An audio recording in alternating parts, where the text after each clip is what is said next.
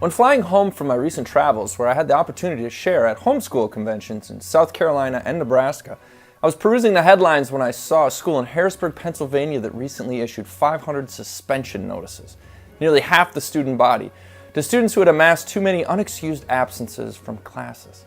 Another article highlighted the potential lawsuit against the Department of Education to stop indoctrinating kids into Islamic beliefs. Reflecting on my recent presentation, 4 Centuries of American Education, I shuddered again as I pondered how far we have digressed from America's inception when Puritan parents believed that the education of their children was their primary duty, when their children were schooled in scriptures by daily devotions at mealtimes and in sermons. We've moved from the philosophies of our founding fathers like Dr. Benjamin Rush, the father of public schools, who made clear that the only foundation for a useful education in a republic is to be laid in religion. Without this, there can be no virtue, and without virtue, there can be no liberty, and liberty is the object in life of all republican governments.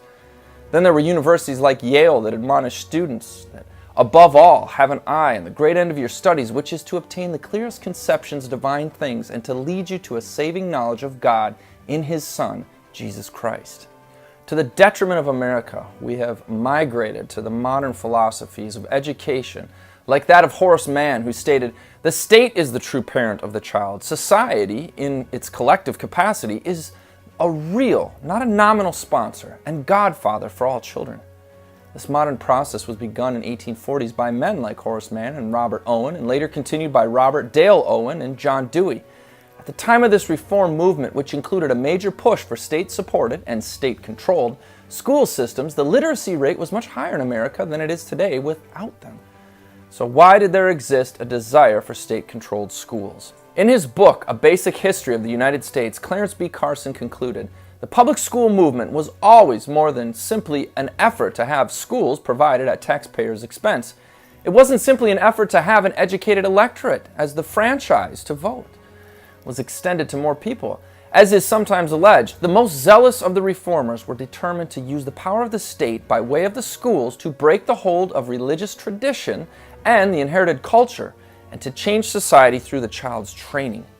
The purpose and mission of public schools, which were to be free to everyone at the expense of everyone, was to get rid of Christianity and to compel parents to give their children over to the state so that they could be trained to disrespect their Christian republic and its moral culture without parental interference.